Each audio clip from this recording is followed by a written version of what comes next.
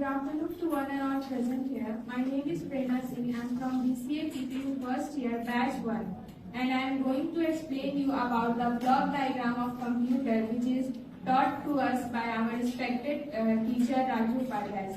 So here you can see the block diagram of computer in which there are a few components that operate the process of the data. First, input. Second is CPU, which have control unit, arithmetic unit, and memory unit, which have two sub-categories: primary memory, secondary memory, and last output. So we will see all these in detail. Now, first, what is block diagram? The block diagram gives you the structural representation of computer.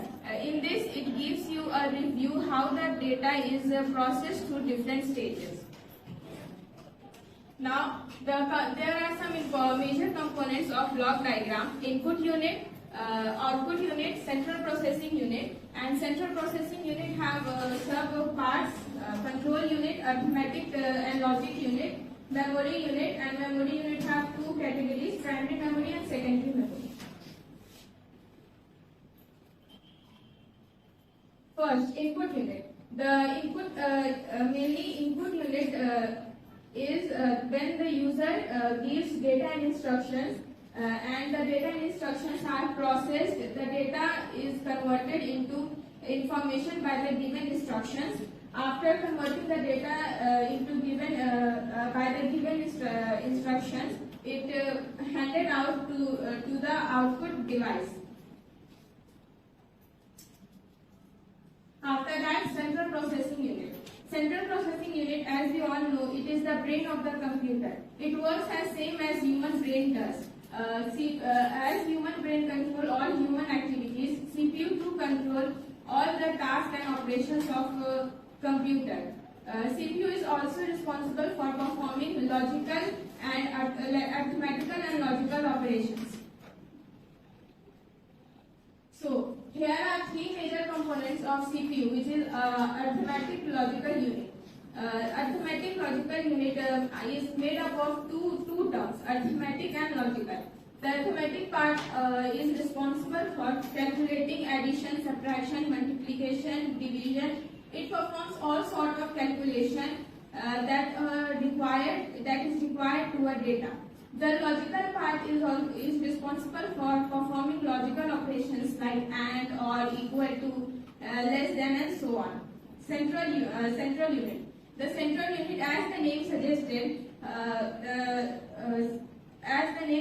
control all the task, operations, and activities of computer.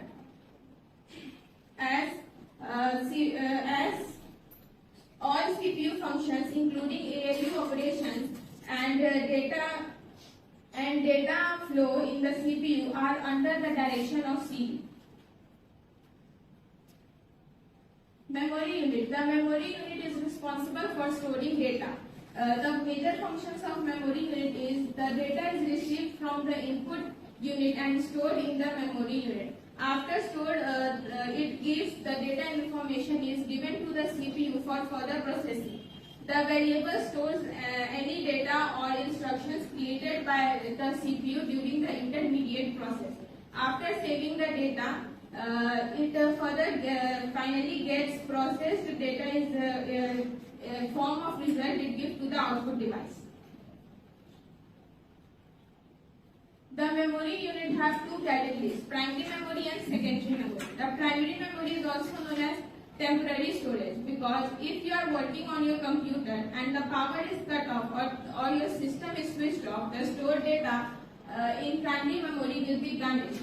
And the primary memory can't store vast amount of data. The example of primary memory is RAM, which stands for random access memory. Secondary memories. Secondary memory is also known as permanent storage memory. In this, if your system is switched off, the data which you have been stored in the secondary memory can't be managed. The example of secondary memory is hard disk.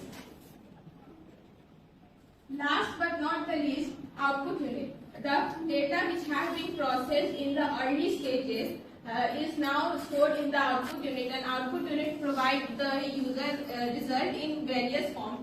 like it will display you on the monitor or through the projector, or if the user wants hard copy, it gives you the hard copy through the printer. Thank you.